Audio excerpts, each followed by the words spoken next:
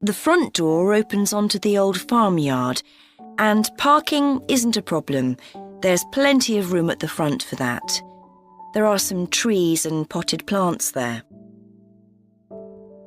What about facilities in the cottage? It has standard things like a cooker and fridge, I presume. In the kitchen area, there's a fridge freezer, and we've just put in an electric cooker. Is there a washing machine? Yes. There's also a TV in the living room, which plays DVDs too. The bathroom is too small for a bath, so there's a shower instead. I think a lot of people prefer that nowadays anyway. It's more environmentally friendly, isn't it? Unless you spend half the day in it. Exactly. What about heating? It sometimes gets quite cool at that time of year. There's central heating, and if you want to light a fire, there's a stove. We can provide all the wood you need for it. It smells so much nicer than coal, and it makes the room very cosy. We've got one in our own house. That sounds very pleasant. Perhaps we should come in the winter to make the most of it. Yes, we find we don't want to go out when we've got the fire burning. There are some attractive views from the cottage which I haven't mentioned. There's a famous stone bridge. It's one of the oldest in the region, and you can see it from the living room. It isn't far away. The bedroom window looks in the opposite direction and has a lovely view of the hills and the monument at the top.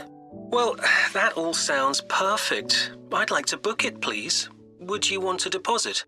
Yes, we ask for 30% to secure your booking, so that'll be £144. And when would you like the rest of the money? You're coming in May, so the last day of March, please. Fine. Excellent. Could I just take your details so that I can... Part 2. Right, next on the agenda we have traffic and highways. Councillor Thornton. Thank you. Well, we now have the results of the survey carried out last month about traffic and road transport in the town. People were generally satisfied with the state of the roads. There were 1 or 2 complaints about potholes, which will be addressed, but a significant number of people complained about the increasing number of heavy vehicles using our local roads to avoid traffic elsewhere. We'd expected more complaints by commuters about the reduction in the train service, but it doesn't seem to have affected people too much. The cycle path that runs alongside the river is very well used by both cyclists and pedestrians since the surface was improved last year. But overtaking can be a problem, so we're going to add a bit on the side to make it wider. At some stage, we'd like to extend the path so that it goes all the way through the town, but that won't be happening in the immediate future. The plans to have a pedestrian crossing next to the post office have unfortunately had to be put on hold for the time being. We'd budgeted for this to be done this financial year, but then there were rumours that the post office was going to move, which would have meant there wasn't really a need for a crossing. Now they've confirmed that they're staying where they are, but the Highways Department have told us that it would be dangerous to have a pedestrian crossing where we'd originally planned it, as there's a bend in the road there, so that'll need some more thought. On Station Road, near the station and level crossing, drivers can face quite long waits if the level crossing's closed, and we've now got signs up requesting them not to leave their engines running at that time. This means pedestrians waiting on the pavement to cross the railway line don't have to breathe in car fumes. We've had some problems with cyclists leaving their bikes chained to the railings outside the ticket office, but the station has agreed to provide bike racks there. So next on the agenda is proposals for improvements to the recreation ground. Councillor Thornton again. Well, since we managed to extend the recreation ground, we've spent some time talking to local people about how it could be made a more attractive and useful space. If you have a look at the map up on the screen, you can see the river up in the north and the community hall near the entrance from the road. At present, cars can park between the community hall and that line of trees to the east, but this is quite dangerous for pedestrians, so we're suggesting a new car park on the opposite side of the community hall, right next to it. We also have a new location for the cricket pitch. As we've now purchased additional space to the east of the recreation ground, beyond the trees, we plan to move it away from its current location, which is rather near the road, into this new area beyond the line of trees. This means there's less danger of stray balls hitting cars or pedestrians.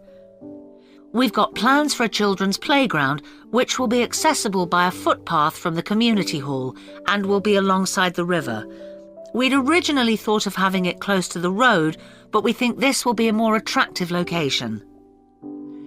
The skateboard ramp is very popular with both younger and older children. We had considered moving this up towards the river, but in the end we decided to have it in the southeast corner near the road. The pavilion is very well used at present by both football players and cricketers. It will stay where it is now, to the left of the line of trees and near to the river, handy for both the football and cricket pitches. And finally, we'll be getting a new notice board for local information, and that will be directly on people's right as they go from the road into the recreation ground. Part 3.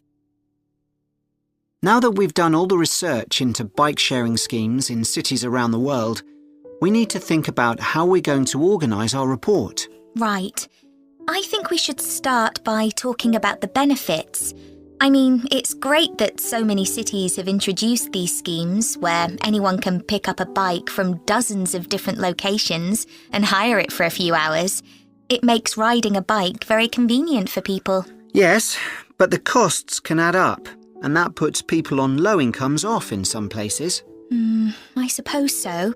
But if it means more people in general are cycling rather than driving, then because they're increasing the amount of physical activity they do, it's good for their health. OK, but isn't that of less importance? I mean, doesn't the impact of reduced emissions on air pollution have a more significant effect on people's health? Certainly in some cities, bike sharing has made a big contribution to that, and also helped to cut the number of cars on the road significantly. Which is the main point. Exactly.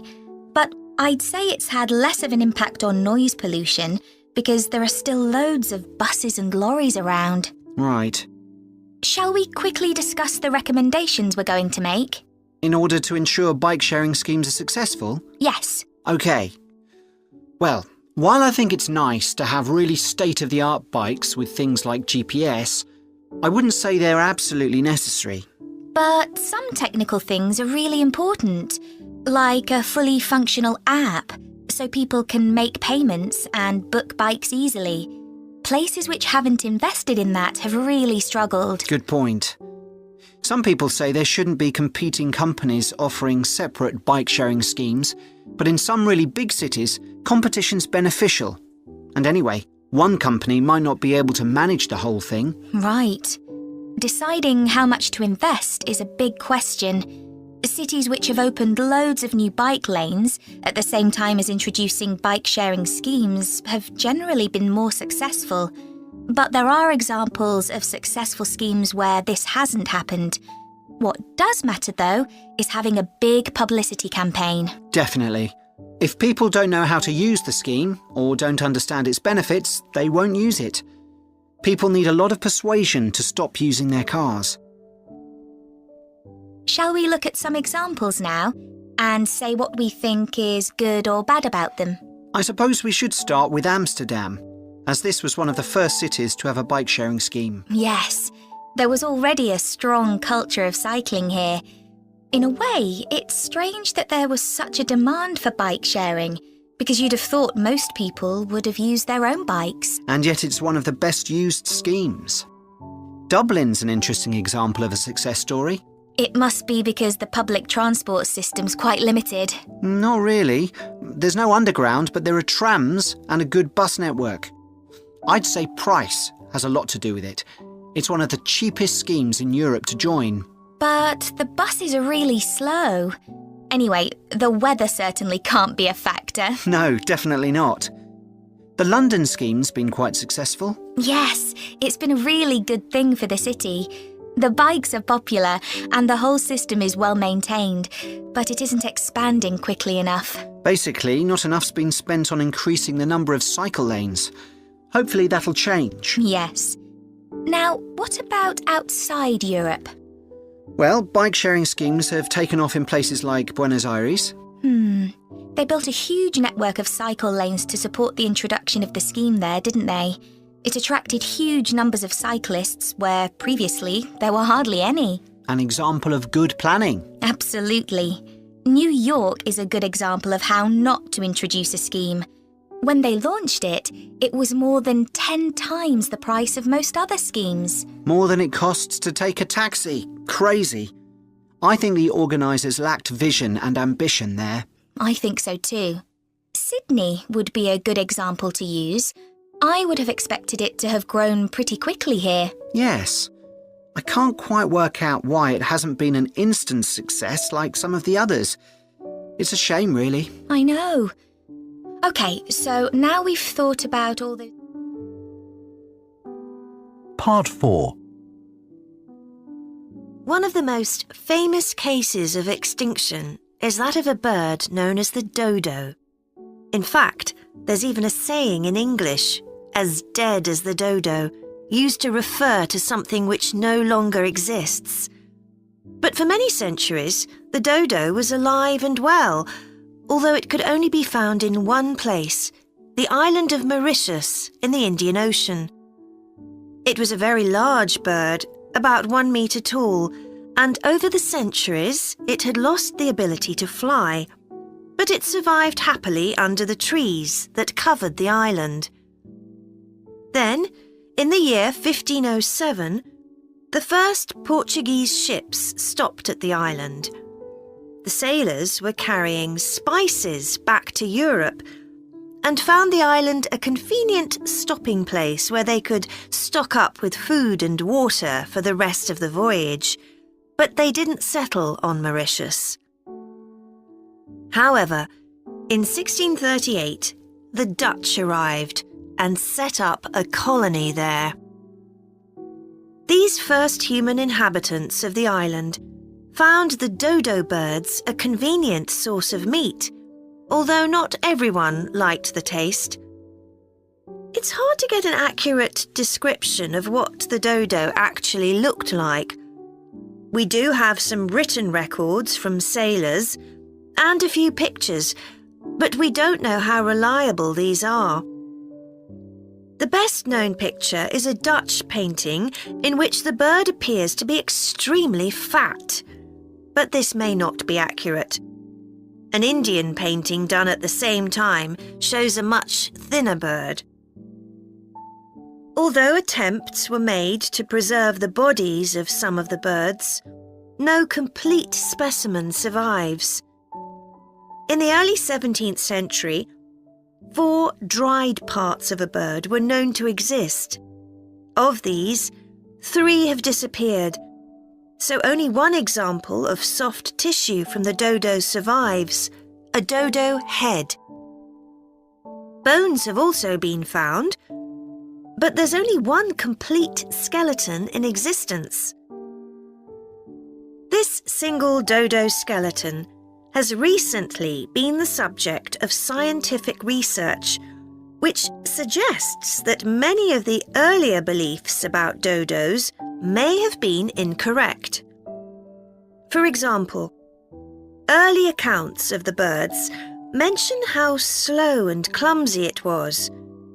But scientists now believe the bird's strong knee joints would have made it capable of movement which was not slow, but actually quite fast. In fact, one 17th century sailor wrote that he found the birds hard to catch.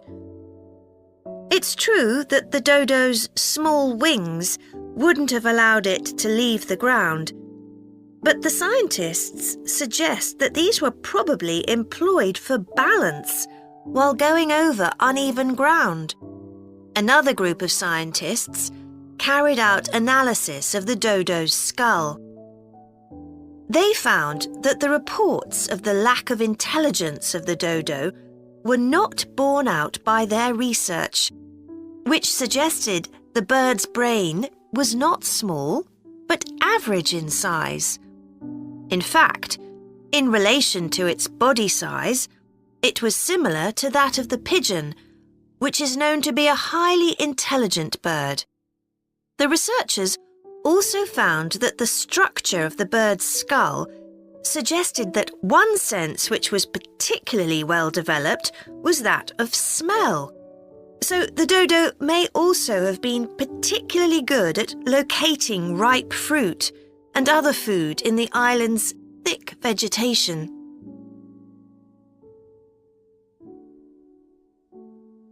So it looks as if the dodo was better able to survive and defend itself than was originally believed.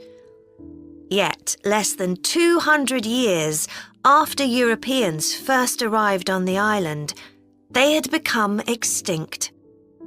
So what was the reason for this? For a long time it was believed that the dodos were hunted to extinction. But scientists now believe the situation was more complicated than this. Another factor may have been the new species brought to the island by the sailors. These included dogs, which would have been a threat to the dodos, and also monkeys, which ate the fruit that was the main part of the dodo's diet. These were brought to the island deliberately. But the ships also brought another type of creature, rats, which came to land from the ships and rapidly overran the island. These upset the ecology of the island, not just the dodos, but other species too. However, they were a particular danger to the dodos because they consumed their eggs.